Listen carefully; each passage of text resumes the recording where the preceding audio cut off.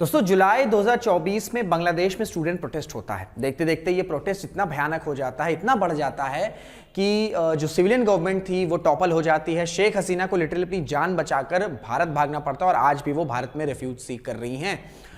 ये जो प्रोटेस्ट हुआ, जो स्टूडेंट प्रोटेस्ट हुआ, ये इतने कम टाइम में इतना वायलेंट हो गया, सिविलियन गवर्नमेंट को टॉपल कर दिया। और वो सिविलियन गवर्नमेंट जो कि साल 2009 से वहां पर रूल कर रही थी, स्टैब्लिश कर रही थी, एंड फिर अगस्त के महीने में ही इंटरिम गवर्नमेंट सेटअप हो गई। तो इस पर कई सारी डिस्कशन डिबेट हुए कि यार इतनी जल्दी कोई स्टूडेंट प्रोटेस्ट वायलेंट कैसे हो सकता है, इतना बड़ा कैसे हो सकता है। इस पर एक एंगल सामने निकल के आया। देखिए रिपोर्ट्स होती, डिस्कशंस होते, डिस्कशंस डिबेट्स होती, तो उस पर एक एंगल निकल के सामने आया कि शायद यूएस की गवर्नमेंट ने उस वक्त जो बाइडेन जो है वो उनकी एडमिनिस्ट्रेशन थी, उन्होंने डिमांड रखी शेख हसीना की गवर्नमेंट के सामने। वो डिमांड नहीं मानी गई बांग्लादेश की गवर्नमेंट के द्वारा, उस वक्त की बांग्लादेश की गवर्नमेंट के द्वारा, जिसके बाद बोला गया कि ये स्टूडेंट प्रोटेस्ट को जो है सपोर्ट किया गया यूएस के द्वारा। हालांकि यूएस ने बोला कि ऐसा कुछ भी नहीं हुआ है, लेकिन अब क्योंकि नई एडमिनिस्ट्रेशन शुरू हो चुकी है, डोनाल्ड ट्रंप की एडमिनिस्ट्रेशन स्टार्ट हो चुकी है, तो जो फॉर्मर यूएस स्टेट डिपार्टमेंट, ठीक है, यूएस के जो स्टेट डिपार्टमेंट ऑफिशियल हैं, जो फॉर्मर ऑफिशियल हैं, उन्होंने ये कहा है कि यूएस एड की मदद से जो प्रोटेस्ट है, जो बांग्लादेश में स्टूडेंट प्रोटेस्ट हुए, उनको सपोर्ट किया गया एंड उसके द्वारा ही जो पावर चेंज है, जो रेजीम है, उसका बदलाव हुआ बांग्लादेश में। ऑलरेडी यूएस एड जो है वो चर्चा में, क्योंकि जैसे ही डोनाल्ड ट्रंप प्रेसिडेंट बने, उन्होंने ऑर्डर साइन किया कि 90 दिनों के लिए ये जितने भी यूएस एड हैं इन सबको टेम्परेरी सस्पेंड किया जाएगा। अब जब यूएस एड को टेम्परेरी सस्पेंड किया गया है, इस वजह से चर्चा में है। और अब ये खबर आ रही है कि यूएस एड का जो इस्तेमाल है ये शायद बांग्लादेश में सरकार बदलने के लिए हुआ। तो ऐसे में ये चर्चा बड़ी तेज हो गई है कि ये जो फैसला लिया था डोनाल्ड ट्रंप ने, ये सही है, क्या स्क्रूटनी करनी चाहिए। तो इन्हीं सब पर जो है आज हम डिस्कशन करने वाले हैं इस एक वीडियो में। नमस्कार दोस्तों, मेरा नाम ऋषभ सिंह है, watching current affairs part by 247। इसी तरीके की न्यूज एनालिसिस अपडेट्स आपको चैनल में मिलती है, तो रिक्वेस्ट है चैनल को सब्सक्राइब जरूर कर लीजिएगा। सो कॉन्टेक्स्ट है कि US aid alleged to have fuelled regime change in Bangladesh. US development aid agency supported plans to destabilise Bangladesh politics, claims former state department official. और भी रिपोर्ट सामने आई है, रिपोर्ट ये सामने आई है कि जॉर्ज सोरस, ये नाम आपने जरूर सुना होगा, ये जो यूएस एड है, जो यूएस एड का पैसा है, ये जॉर्ज सोरस के ऑर्गेनाइजेशन के साथ लिंक किया गया। और प्लान ये था कि सिर्फ बांग्लादेश में ही नहीं, बांग्लादेश के साथ साथ भारत और दूसरी जो एशियन कंट्रीज हैं या जो और कॉन्टिनेंट में कंट्रीज हैं, वहां पर गवर्नमेंट को चेंज किया जाए, वहां पर डीस्टेबलाइजेशन लेके आया जाए, स्टेबलाइजेशन, जो स्टेबिलिटी उसे खत्म किया जाए, गवर्नमेंट को चेंज किया जाए, क्योंकि कुछ अपने बेनिफिट्स थे। तो ये सारी रिपोर्ट्स है, उनका ये क्लेम है।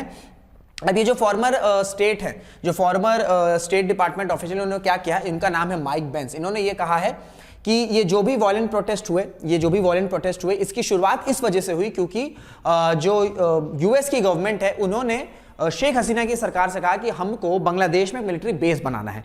बांग्लादेश की सरकार ने पूछा कि ऑब्वियस सी बात है कि रीजन क्या है यार, क्योंकि बांग्लादेश एक सोवरेन कंट्री, हम आपको अपनी टेरिटरी में कोई भी मिलिट्री बेस क्यों प्रोवाइड करेंगे। तो इस पर जवाब आया कि चाइना का जो एग्रेशन है वो बड़ी तेजी से बढ़ रहा है इंडो पैसिफिक में, तो इस एग्रेशन को काउंटर करने के लिए USA wants military base in Bangladesh. इस डिमांड को रिजेक्ट कर दिया शेख हसीना ने, और इसके बाद जो है फिर ये पूरा का पूरा प्लांट जो है, जो स्टूडेंट प्रोटेस्ट है, इसको प्लांट किया गया अकॉर्डिंग टू माइक बेंस। और ये माइक बेंस की बात इस वजह से भी चर्चा में है, न्यूज में से कवर किया जा रहा है, क्योंकि खुद ये एक यूएस स्टेट डिपार्टमेंट ऑफिशियल रह चुके हैं।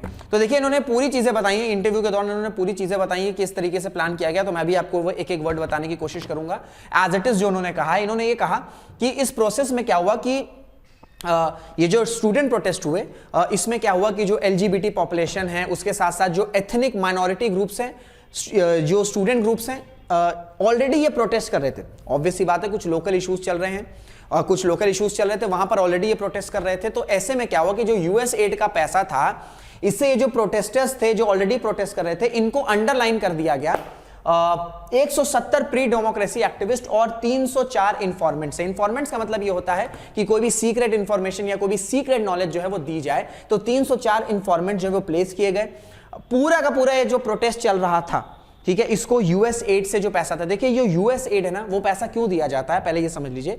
यूएस एड जो है ये इस वजह से दी जाती है सो दैट जो डेवलपिंग कंट्रीज हैं, जो लीस्ट डेवलपिंग कंट्रीज हैं, जिनके पास उतनी फंडिंग नहीं है वो अपने देश में जो बेसिक प्रॉब्लम्स है उसे रिजॉल्व कर सकें, चाहे हेल्थ केयर हो, चाहे पॉवर्टी हो, चाहे एजुकेशन हो, जो भी सोशियो इकोनॉमिक चैलेंजेस हैं उनको रिजॉल्व किया जा सके। इस वजह से यूएस एड दिया जाता है। लेकिन इस बार क्या हुआ कि ये सारी चीजें जो हुई, आप देख सकते हो कि चाहे प्रो डेमोक्रेसी एक्टिविस्ट हो या इन्फॉर्मेंट्स हो, साथ ही साथ जो यूएस की गवर्नमेंट है उन्होंने जो रैपर्स हैं उनको भी पैसे दिए, ग्रुप्स बनाए सो दैट वो सॉन्ग्स बना सके, म्यूजिक बना सके, सो दैट जो लोग हैं बांग्लादेश के जो लोग हैं वो सड़कों पर आए, सड़कों पर उतरकर प्रोटेस्ट करें।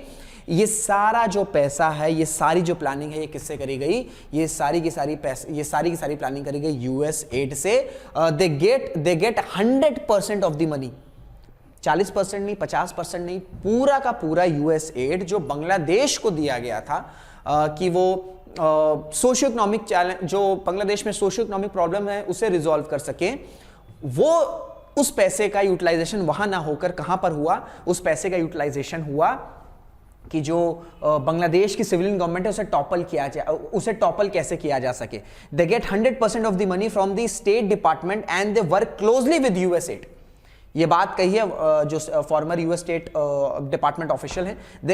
पूरा का पूरा पैसा जो है स्टेट डिपार्टमेंट की तरफ से मिला एंड क्लोजली ये जो प्रोटेस्टर्स हैं ये किसके साथ क्लोजली वर्क कर रहे थे? यूएस एड के साथ कर रहे थे। Adding that they administer US programmes all over Bangladesh and all over the world. तो इस वजह से जो ये बात कही जा रही थी कि शायद इस प्रोटेस्ट में कुछ ना कुछ हाथ हो सकता है, किसका? कुछ ना कुछ हाथ हो सकता है यूएस का। अब इस पर खुद जो है ऑफिशियल, क्या कहते हैं, ऑफिशियल मुहर या रिकॉग्निशन लगाया खुद यूएस के फॉर्मर स्टेट डिपार्टमेंट ऑफिशियल से। देखिए यूएस एड को आपको समझना होगा कि जो यूएस एड है इसको बैन क्यों किया गया, या इसको बैन नहीं किया गया, इसको फ्रीज क्यों किया गया, ठीक है? इसके पीछे आपको लॉजिक समझना होगा। फ्रीज इस वजह से किया गया है, डोनाल्ड ट्रंप ने कहा है कि ये जो यूएस एड का पैसा है ये तब तक नहीं रिलीज किया जाएगा जब तक 3 फंडामेंटल्स कंप्लीट नहीं होंगे। पहला क्या है कि क्या ये जो पैसा है ये अमेरिका के अगेंस्ट तो काम नहीं कर रहा है? क्या ये जो पैसा है या जो यूएस एड है या जो फाइनेंशियल हेल्प है, क्या ये अमेरिका की सिक्योरिटी के अगेंस्ट काम कर रहा है?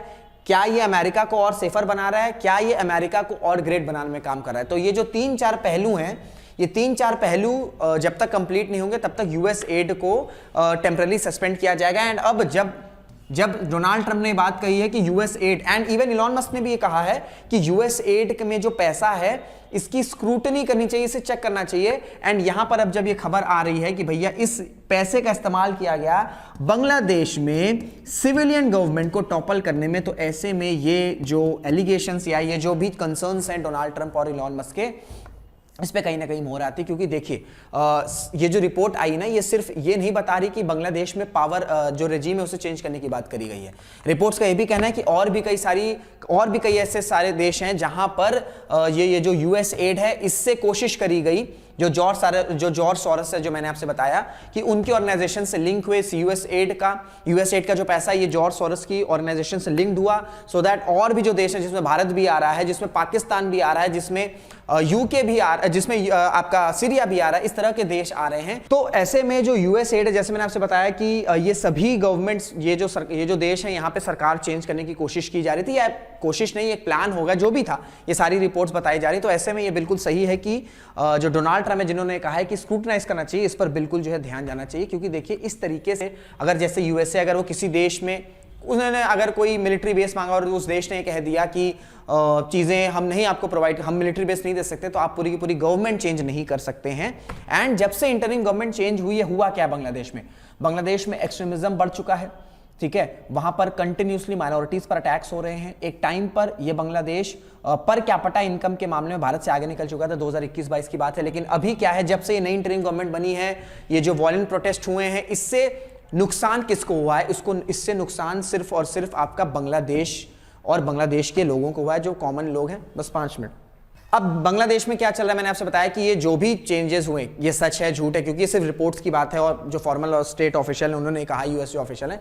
लेकिन इस जो प्रोटेस्ट हुआ इससे क्या हुआ? इससे ये हुआ है कि बांग्लादेश की जो इकॉनमी है वो ऑलरेडी स्ट्रगल कर रही थी, वो और ज़्यादा डिस्ट्रप्शन में चली गई, सोसाइटी में एक्सट्रीमिज्म आ चुका है, माइनॉरिटीज पर, रिलीजियस माइनॉरिटीज पर अटैक हो रहे हैं। साथ ही साथ रिपोर्ट्स ये बता रही हैं कि जो बांग्लादेश है वो पाकिस्तान के साथ अपने रिलेशन स्टैब्लिश कर रहा है। तो ये जो नई इंटरिम गवर्नमेंट बनी है, ये चाहे यूएस एड की वजह से बनी हो या जो भी रीजंस हो, ये भारत के लिए बिल्कुल भी अच्छा नहीं है, क्योंकि एक नया नेक्सस तैयार हो चुका है, एक नया एक्सेस तैयार हो चुका है जिसमें बांग्लादेश है, पाकिस्तान है, एंड इन दोनों को कंट्रोल कर सकता है चाइना, जो कि अल्टीमेटली भारत की इंटरनल सिक्योरिटी और इंटरनल सिक्योरिटी, एक्सटर्नल और इंटरनल दोनों के लिए थ्रेट हो सकती है। तो ये थी पूरी न्यूज। बाकी आपकी क्या राय है कि आपको लगता है कि जो माइक बेंज है जिन्होंने कहा है कि यूएस एड के पैसे का इस्तेमाल किया गया सो दैट सरकार बदली जाए बांग्लादेश में, क्या इसमें सच्चाई है? क्या आपको लगता है कि आज के डेट में इस तरीके से किसी भी सिविलियन गवर्नमेंट को टॉपल किया जा सकता है, या आपको लगता है कि ये सिर्फ इस तरीके की बातें हैं टू क्रिएट कंट्रोवर्सी? इस तरीके की जो भी आपकी राय है, अपनी राय कमेंट बॉक्स में जरूर से बताएगा। वीडियो अगर अच्छी लगी तो लाइक जरूर करेगा, शेयर जरूर करेगा। इसी के साथ इस वीडियो को एंड करते हैं, मुलाकात करेंगे आपसे अगले वीडियो में। जय हिंद, जय भारत।